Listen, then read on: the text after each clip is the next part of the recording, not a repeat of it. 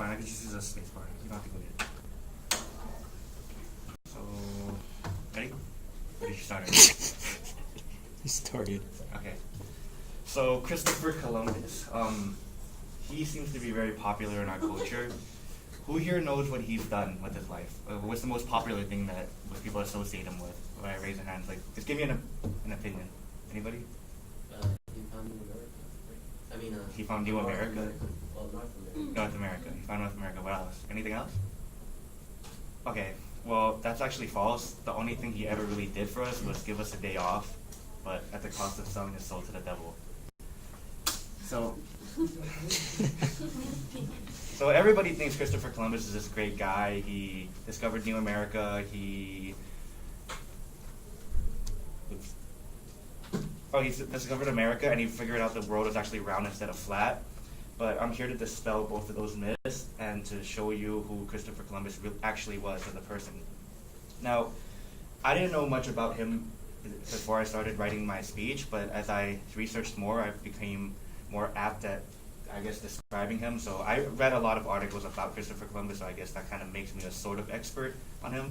So that's my credibility. And I'm here, well, my main goal here is to hopefully get you guys by the end of my speech to not celebrate Christopher Columbus Day and to maybe come to school by yourself and sit outside. But that's your choice. You can decide after I'm done. So I have 3 main points here, all of which will be accompanied by different excerpts from the articles that I used.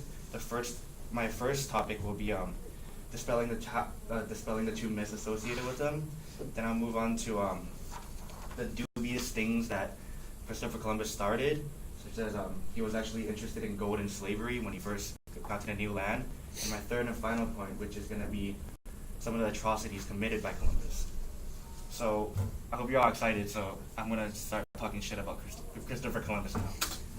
So the actual facts about him is that, well, the first myth is a lot of people think Christopher Columbus discovered the new Earth, realized that Earth was actually round and not flat.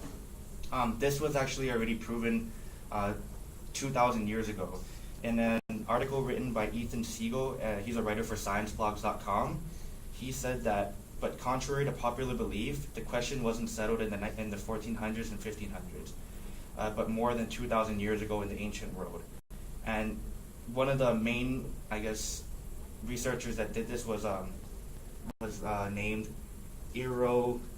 Eratosthenes of Cyrene. And he has a lot of documents in the Library of Alexandria. So in the ancient world already, they already discovered that the Earth wasn't flat.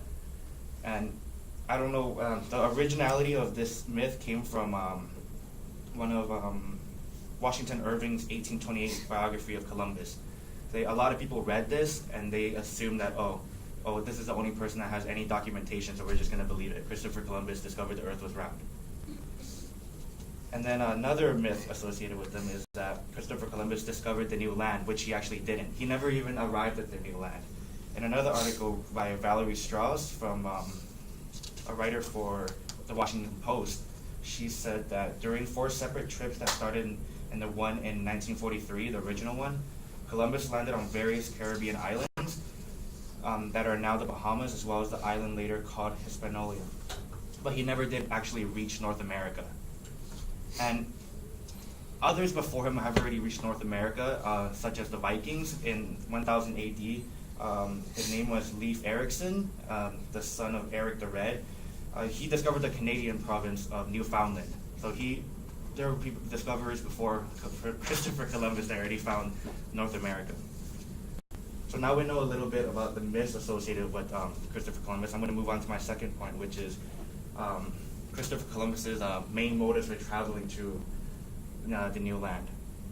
One of his main goals was that he wanted to find gold for the Spaniards. He wanted to find gold. He wanted to discover gold and become rich through selling that gold. For the rest of my speech, everything's going to be from Howard Zinn. He wrote an article, actually a book, titled "History is a Weapon."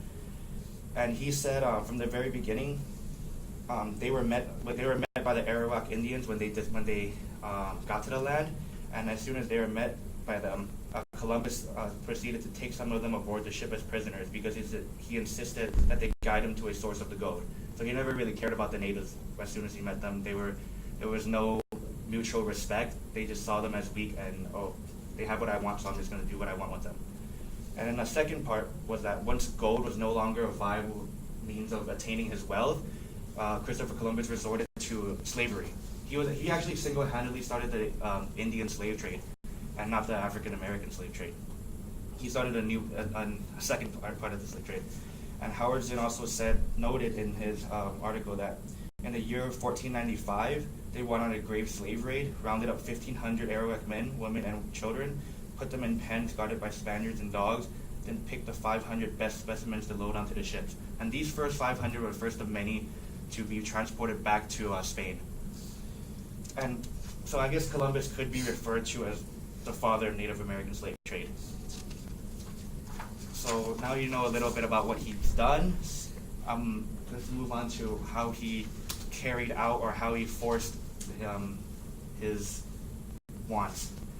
The Native Americans were assigned a certain number of quota, or a certain quota that they had to fulfill, a certain quota for acquiring gold, and Christopher Columbus and the Spaniards checked on these quotas every 3 months.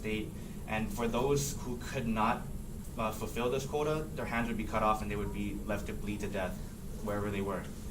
And Zinn also noted that when they did bring these the gold quota in, Christopher Columbus would give them a gold token, and this gold token would signify that they fulfilled their duties.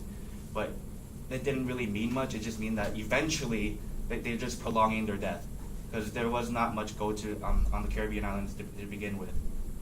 And some of the Indians did try to flee, and for those that did, they were just chased down by dogs and eaten alive.